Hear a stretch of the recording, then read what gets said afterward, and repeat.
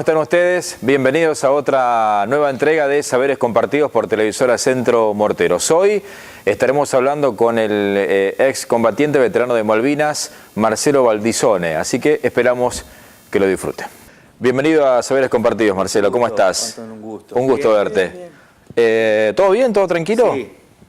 Sí, bueno. Sí, gracias a Dios, bien, y bueno, y te agradezco mucho esta posibilidad de poder hablar sobre el tema justamente de la carta que apareció hace unos días. Sí, la verdad que fue llamativo, ¿no? Es decir, digo, para mucha gente, pero para ustedes también, porque en realidad tenían un conocimiento de quién era Ludueña, ¿no? Claro, sí, en realidad, o sea, te la tiro así de entrada, o sea, fue de Regimiento Infantería 8, de mi regimiento. O sea que estuvo con los chicos que de acá, Galoto, Sueldo, claro. Luli, Bach, Raca, Sueldo y Argüello. Pero en realidad fue de mi grupo. Claro, estamos hablando de Jorge Ludueña, ¿no? De Jorge Daniel Ludueña, claro. Este muchacho que era de Las Varillas, ¿cierto? Sí, y que, bueno, mucha gente se habrá enterado, en los últimos días apareció una carta dirigida a la madre de Ludueña, que le encontró, digamos, un oficial Gaete, es así, ¿no? Sí, un teniente. Un teniente. Un teniente, así. Y justamente me llamó la atención y bueno, hoy estoy por ese tema justamente para aclarar ese tema. Una de las aclaraciones es que Gaete no estuvo en mi regimiento, en el Regimiento Infantería 8. O sea, una carta que Daniel mandó a su mamá, pero claro, nunca llegó. Nosotros estamos en Bahía Foco, estamos, digamos, en el sur, tirando más para el sur de Malvinas. Y Puerto Argentina era el centro del movimiento. Esa carta dice que llegó, porque las cartas tenían que pasar primero por Puerto Argentino, o todo lo que Pero solía pasar, digamos, que a veces la correspondencia, digamos, que enviaban los soldados quedaba en el camino. Y sí, claro, esa quedó en Puerto. Yo sostengo que esa carta quedó en Puerto Argentino. No sé por qué causa quedó en Puerto Argentino.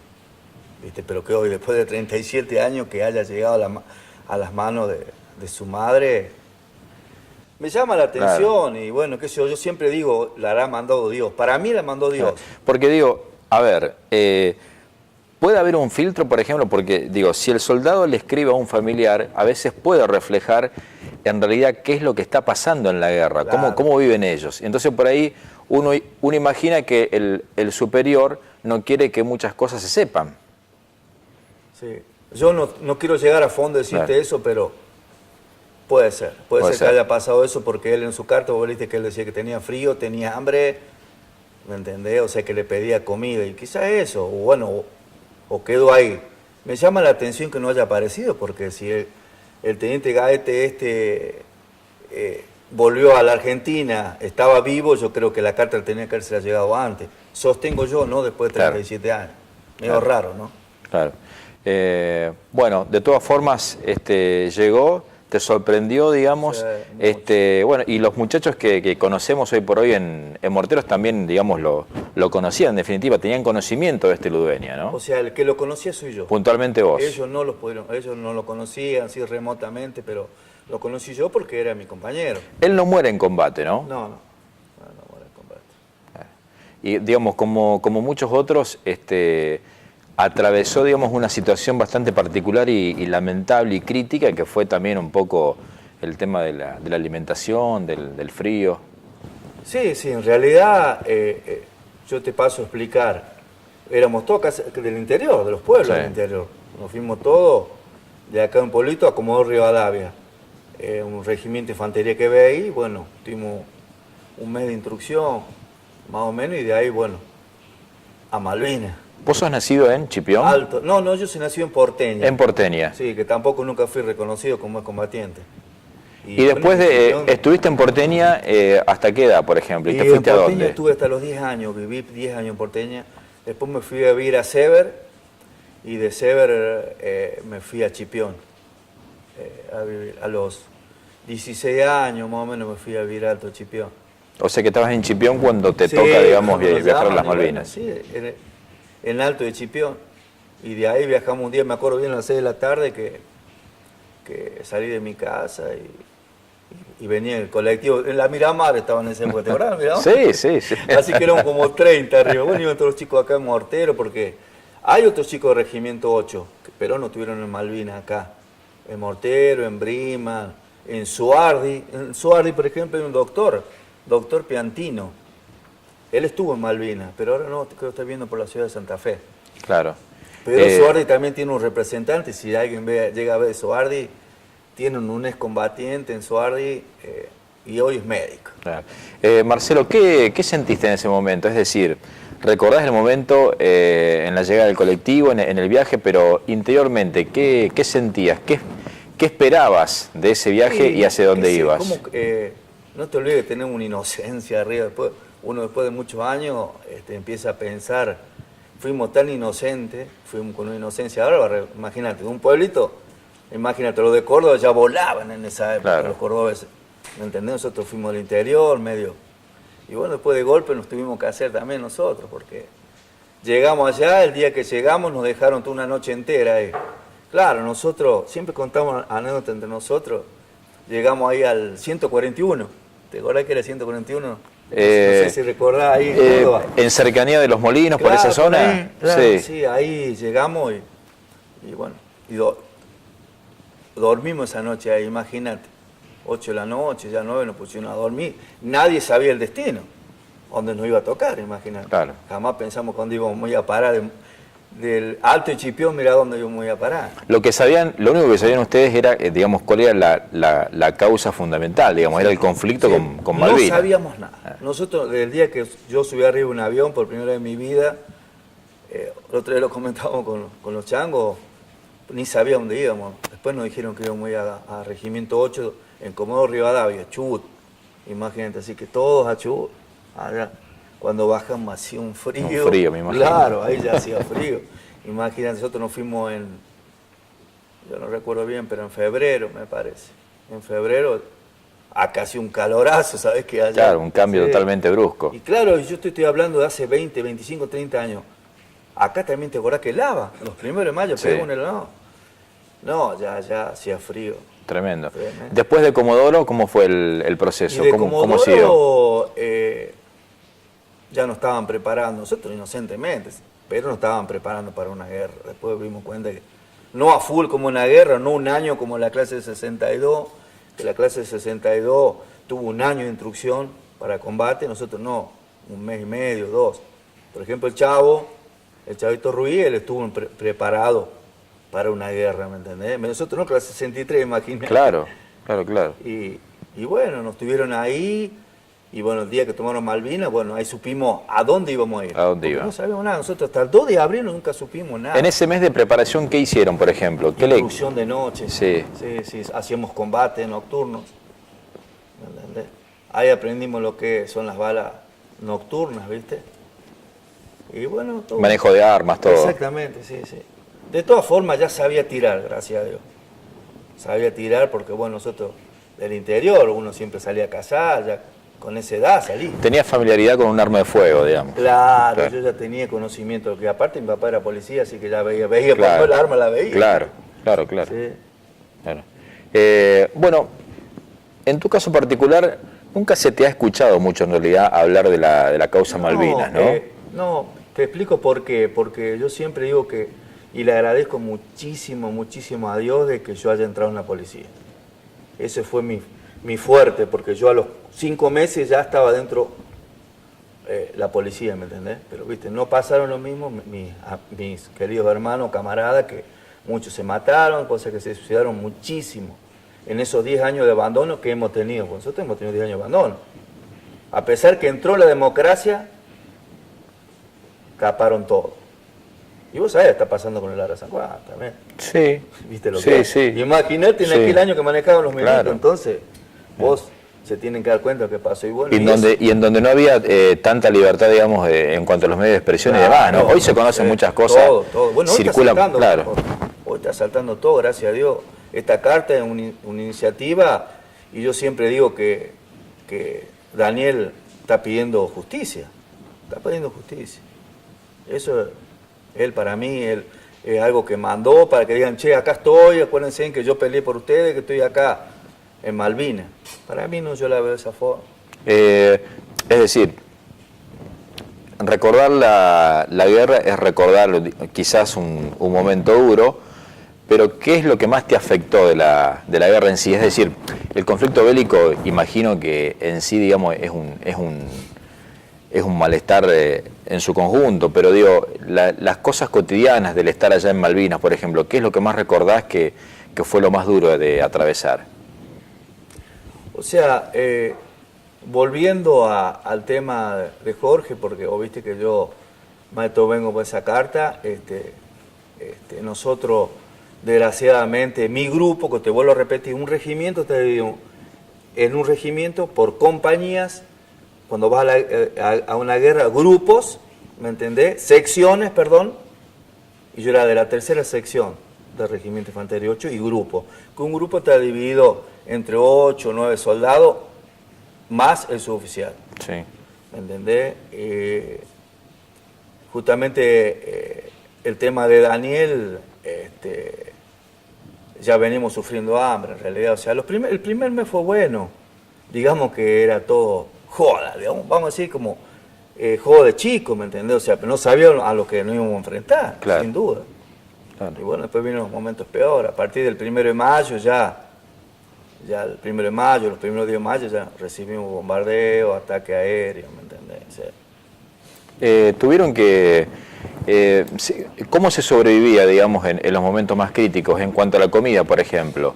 Si es que no llegaba algo, digo, ¿cazaban animales, algo sí, por el estilo? Sí, bueno, justamente el cordero, el famoso cordero que matamos con 4 chicos de mi grupo, que después me costó, como te comentaba fuera de las cámaras, que me costó la última baja por ese tema, porque andar tocó un cordero allá. Los mismos nuestros, el regimiento, no querían que maten nada. ¿Y sabes la cantidad de comida que había, carne? Claro.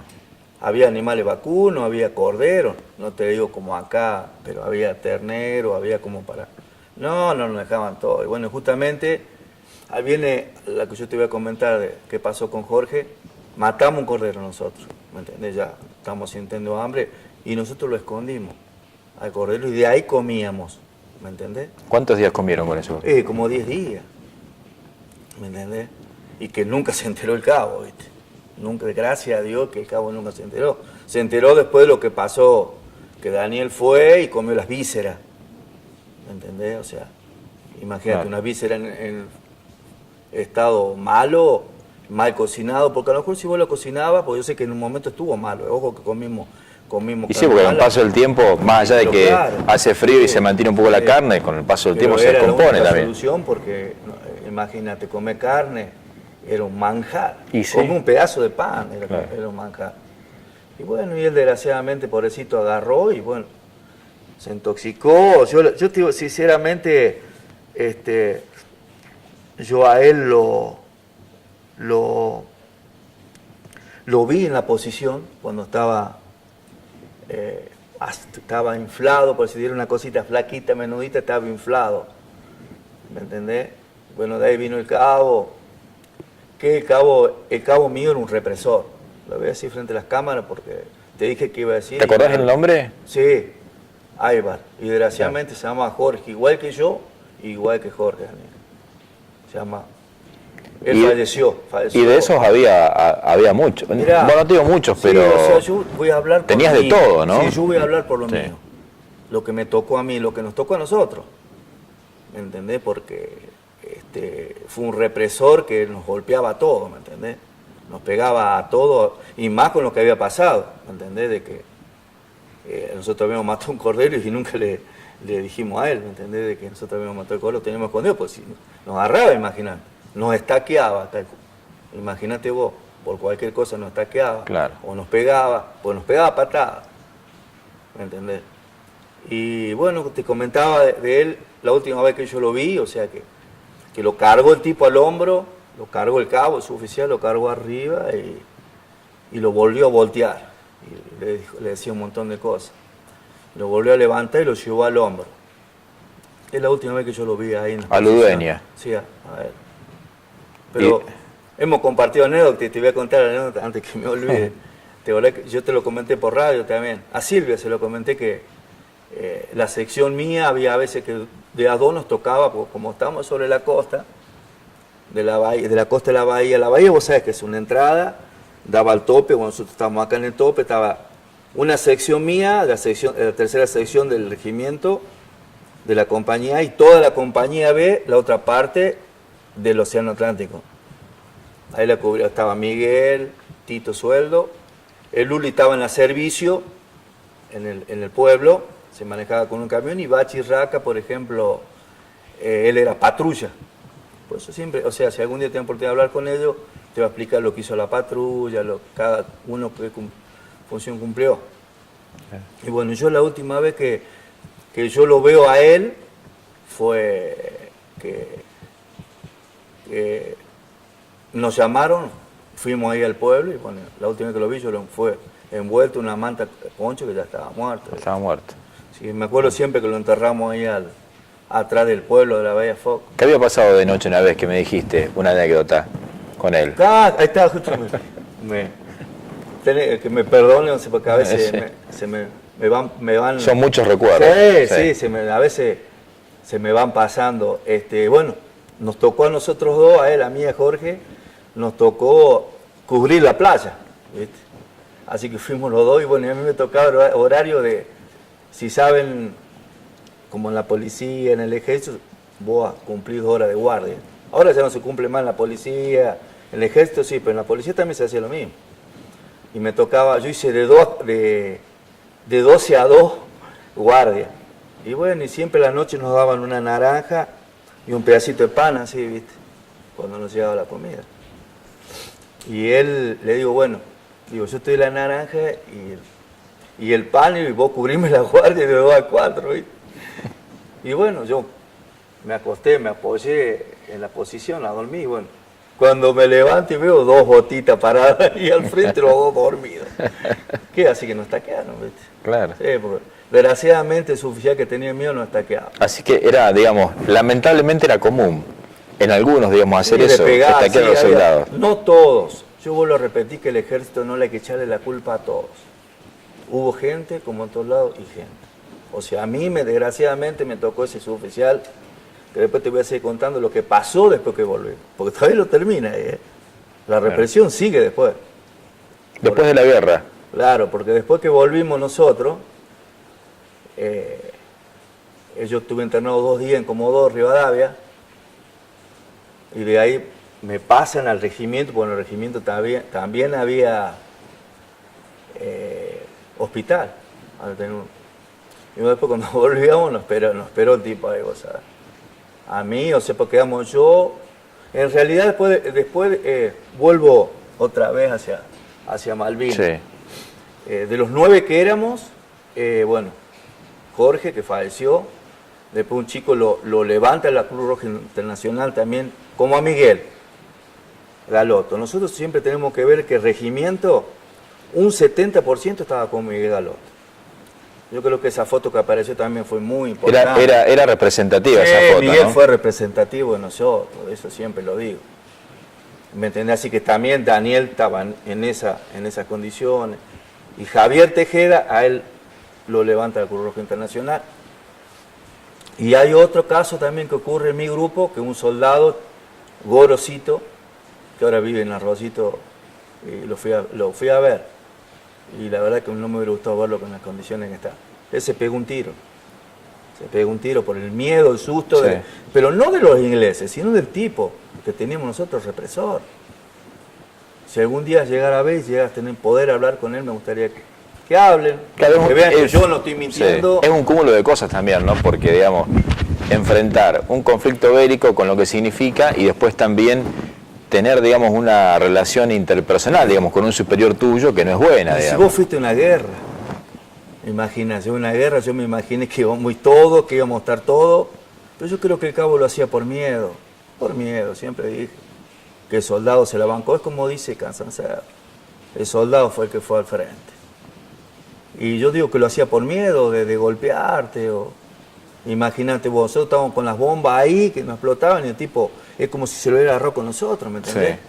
Sí. Y bueno, ese chico se pega un tiro, ¿me entendés? O sea, no hacía hasta que con un soldado que no voy a dar nombre porque me lo voy a llevar a la tumba, él sabe quién es, sí. El soldado. Lo voy a perdonar, lo perdono, ya le dije que lo iba a perdonar. Que nos mandaba hasta acá con un soldado, una cosa Increíble, ¿no? Bueno, yo te dije que iba a ser fuerte, porque yo dije que el día que iba a hablar iba a ser fuerte. Iba a ser fuerte. En realidad nuestro regimiento no entró en combate, sino que los ingleses entraron en combate con nosotros porque nos bombardeaban, nos tiraban, y nosotros no teníamos con qué tirarlo. Imagínate que si hubieran desembarcado los ingleses, nos matan a todos. No queda nada. No, nos matan a todos nosotros. Imagínate si tenemos que pelear con el frío, el hambre, con tu jefe de grupo, Claro. y contra los ingleses. Y más la deficiencia, digamos, también de los elementos en sí. Es decir, tema armas, por ejemplo, ¿cómo estuvo la Argentina? ¿Siempre flojo? Sí, o sea, yo tenía un fusil, y bueno, mi compañero era apuntador de FAP, y bueno, y así sucesivamente, hasta Mauser he visto. Imagínate el Mauser de aquella época, ¿no? Pero no pasa por las armas, pasa por el orgullo que tenemos nosotros. Claro. ¿Me entendés? Claro. O sea, yo siempre había estado orgulloso. Sí, seguro. Y la gente de todo el país también los apoya totalmente a ustedes, los recuerda. ¿Cómo fue ese regreso a la Argentina? Triste porque no nos dejaron ver a nadie. O sea, yo me acuerdo que tuvimos 4 días prisioneros en un barco, Nolan Hull, en Nolan, el famoso Nolan. ¿Los trataron bien? Bien, una barbaridad. Mejor que los nuestros. Sí, con códigos, ¿no? Es decir, digo, el conflicto bélico es malo de por sí, pero que tu enemigo tenga códigos con vos en cierto momento. Te voy a decir de corazón, después te cuento de la llegada, pero me acordé de algo de que un teniente coronel, siempre digo, que un teniente coronel de un regimiento, y a lo mejor alguno se va a sentir mal lo que digo yo, pero un teniente coronel, un teniente primero que era jefe de la compañía nuestra, o un subteniente que fue el jefe de la sección, se haya llegado hasta los puestos de primera posición preguntarnos si nosotros estábamos bien, o si nos pasaba algo, para decirle, sí, el cabo nos estaba pegando, nos está golpeando, ¿me entendés? Eso para mí fue muy, si vos me pedían que me rescataba de algo, de eso estoy muy sentido por eso, porque si teníamos un teniente coronel o un teniente primero, ese mismo día que pasó eso, el teniente primero ni sabía dónde estaba yo, te lo juro, yo ni sabía dónde estaba él. Si vos supieras en el lugar donde estaba viendo en un hotel de 5 estrellas. Te lo juro. Y nosotros en la intemperie. Porque tuvimos 74 días en la intemperie, como hoy. Sí. Un día como hoy. Lluvias y temperatura baja, claro. Un día 24, está lloviendo. ¿Me entendés? El tipo nos llama a nosotros, a mí, a José Fatú, otro compañero mío, y otro chico que era de otro grupo que también habíamos compartido. La Monita Torres. Otro día le decía yo, no sé si de los Mistoles, yo no me acuerdo bien. Y pasó y nos amenazó. Dice, usted, dice, mientras yo esté en el ejército, ustedes no se van a ir nunca más por haber matado un cordero. Y le quisimos contestar, ¿para qué? Decirle, lo matamos porque teníamos hambre. Imagínate si no lo íbamos a matar. Y yo siempre tuve eso en mi mente, de que ellos tendrían que haber llegado por lo menos a preguntarnos qué nos pasaba. Claro. O qué necesitábamos, por lo menos, porque eso es... Una cuestión de humanidad también, ¿no? Aparte, no te olvides que teníamos 18 años. Una inocencia arriba. Claro. Terrible. Porque si yo me decís que tuve miedo, no. Te lo digo de corazón. Yo tenía más sentimiento porque me fui de Alto Chipión. Mi mamá estaba 7 meses embarazada. Una cosa de loco. Pero vos te crees que yo pensé que mi mamá estaba embarazada. No pensaba que estaba embarazada. Después sí, cuando el 26 de abril nace mi hermana, perdón, el 28 de abril nace. 2 días después que juramos la bandera nació mi hermano. O sea que cuando mi hermana nació, yo estaba en Malvinas. Así que imagínate. Pero no la tenía en la mente eso. Te das cuenta de la inocencia que una persona tiene arriba, porque a esta edad voy y tengo a mi señora embarazada, imagínate. Es para volverse loco. No, totalmente. Y bueno, pero la inocencia fue mucho lo que quizás no tuvimos miedo. de mi parte no tuve nunca miedo y jamás iba a hacer algo para defraudar a mi familia, olvidate. Me decías que la vuelta fue triste. Sí. ¿Y cómo fue ese recorrido? ¿A dónde fuiste primero? Es decir, estuviste prisionero unos días y después, ¿qué pasó? ¿Cómo te soltaron? ¿A dónde fuiste? Ojalá me hubieran largado. No, como éramos 63, a los 62 sí, supuestamente, pues yo quedé o sea, yo bajé Puerto Madryn. De ahí nos agarraron, nos subieron a unos colectivos y nos cerraron todo, para que no nos vea nadie. Eso, y yo sé que íbamos al frente, pero veíamos que la gente estaba sobre la ruta, que la gente con comida, todo. Claro, era una vergüenza para él, imagínate vos que nosotros vayamos y ahí que no nos deja. Algunos chicos sí me dijeron que le dieron cosas. Por ejemplo, con el Chavito, nosotros siempre nos llevamos con el tema del Chavo Ruiz porque él fue clase 62 y pudo hacer más cosas, le dejaban hacer más cosas, ya era un soldado viejo, ¿viste? Pero ellos dicen que sí, que le dieron cosas. Nosotros no. No llegó nada. Por lo menos en el colectivo claro. que yo iba, o sea, en los colectivos, nos agarraron, nos cerraron todo y que anda que abrí. Nah. De ahí nos llevaron a, no me acuerdo bien, a un lugar donde era. Bueno, después yo fui a regimiento y después como teníamos casi todo principio de congelación, yo estaba golpeado en una pierna, me llevaron.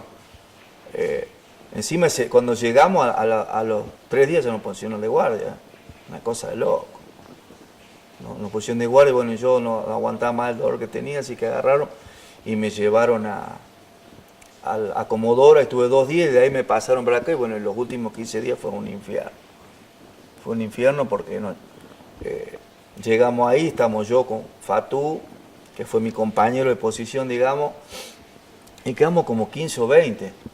Ahí, bueno, y el cabo cayó una noche y empezó el sacrificio. Lo sacaba.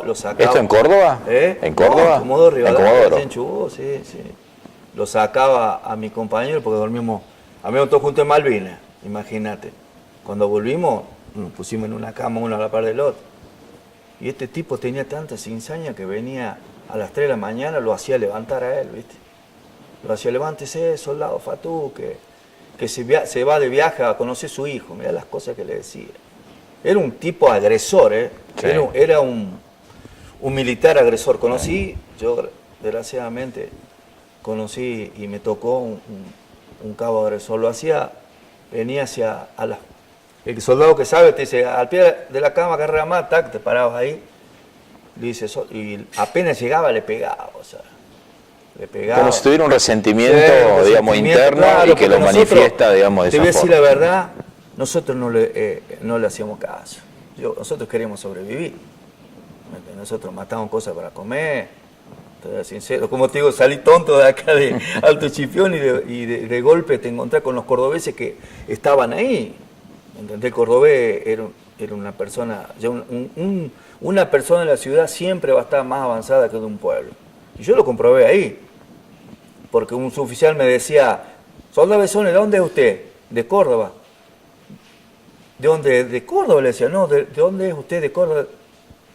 Y claro, usted es del interior. No, yo soy de la provincia de Córdoba. Ni sabía lo que era el interior. ¿Te das cuenta de la inocencia? Sí. No sabía que Alto y Chipión es el interior de la provincia de Córdoba. ¿Vos te das cuenta que te digo? Sí.